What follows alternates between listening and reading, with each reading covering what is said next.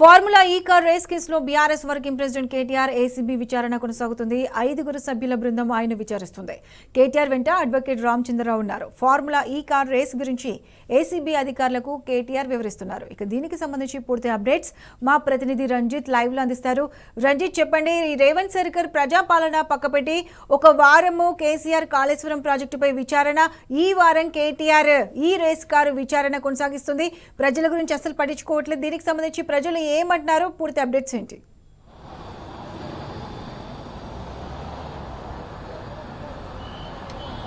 ప్రతిష దాదాపు 7 గంటలుగా వచ్చేసి ఏసీబీ విచారణ అనేది జరుగుతున్నది.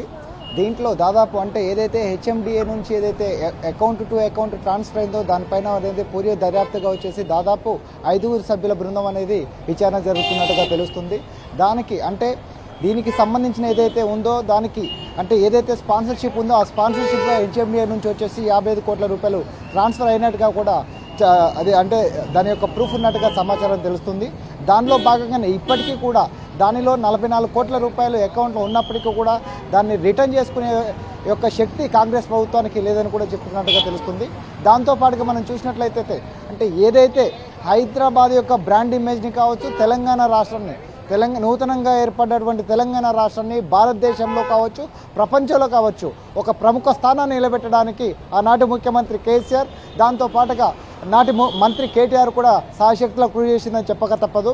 దానిలో భాగంగానే 700 కోట్ల రూపాయలు ఈ కార్ రేసింగ్ ద్వారా వచ్చేసి 7 కోట్ల రూపాయలకు సంబంధించిన ఆదాయాన్ని సమకూర్చినప్పటికీ కూడా దాంట్లో తప్పును పట్టించడానికి, దాంతోపాటుగా తెలంగాణ రాష్ట్రం రాకముందు నీళ్లు లేక ప్రతి ఒక్కరు కూడా హైదరాబాద్ నగరంలో కావచ్చు, తెలంగాణ రాష్ట్రంలో ఒకవైపు పంట పొలాలు ఎండిపోయాయి, మరోవైపు కూడా హైదరాబాద్ నగరంలో బిందెల ప్రదర్శన జరిగేది ఆనాటి కాంగ్రెస్ ప్రభుత్వంలో.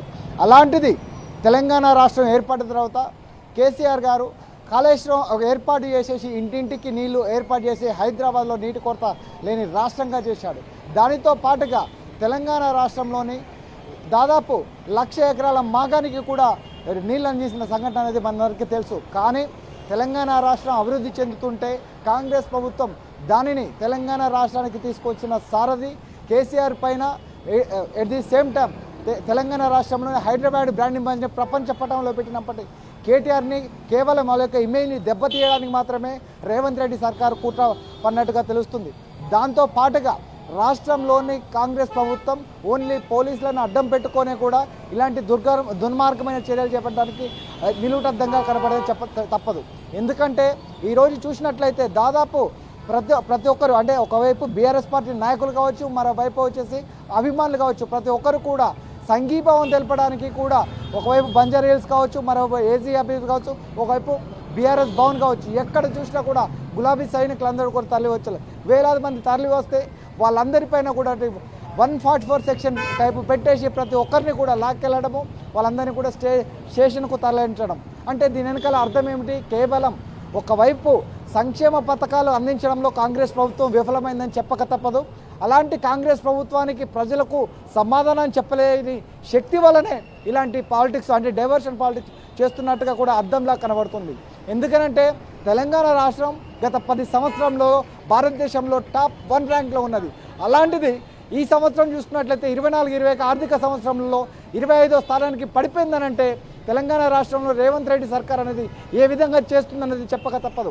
దానితో పాటుగా కాళేశ్వరాన్ని చూపెట్టేసి కాళేశ్వరానికి సంబంధించిన పిల్లర్ కుంగిపోతే ఆ కుంగిపోయిన దాన్ని కనీసం రిపేర్ చేయకుండా ఏనాడు లేటువంటి అంటే ఇప్పటి వరకు దాదాపు 15,000 క్యూసెక్ల వాటర్ వచ్చినా సరే ఆ కాళేశ్వరం అనేది ఎలాంటి డ్యామేజ్ జరగకుండా ఉన్నా సరే దానిని తప్పుదో పట్టించడానికి కూడా ప్రజలందరికీ నీళ్లు వదలని పరిస్థితులు కనబడుతున్నాయి. ఏదైనప్పటికీ కూడా ఖచ్చితంగా రాష్ట్రంలో గత ప్రభుత్వంలో జరిగిన అభివృద్ధి అనేది ప్రజలందరికీ కనబడుతుందని చెప్తుంది. మనతో పాటుగా కొంతమంది నాయకులు ఉన్నారు. అన్న చెప్పండి, గత ప్రభుత్వంలో ఉన్న అభివృద్ధిని చూసి ఓర్వలేకనే ఈ అక్రమ కేసులు పెడుతున్నారని చెప్పేసి కూడా అంటున్నారు. దాన్ని ఏ విధంగా చూడవచ్చు? డెఫినెట్గా అక్రమ కేసులు తప్పకుండా అదే పెడుతున్నారు.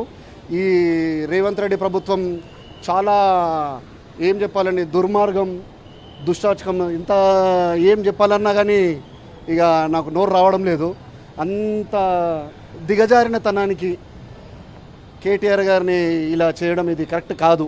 సంఘీభావం తెలపడానికి వచ్చిన స్వచ్ఛందంగా సంఘీభావం తెలపడానికి వచ్చిన ప్రజలందరూ కూడా ఒకవైపు అరెస్టులు మరోవైపు కూడా ఆడవాళ్ళను కూడా ఈడ్చుకెళ్తున్నారు. దాన్ని కూడా ఏ విధంగా చూడదు?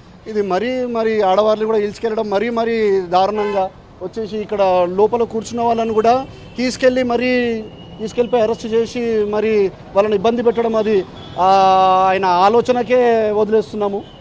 దాని గురించి ఇంకా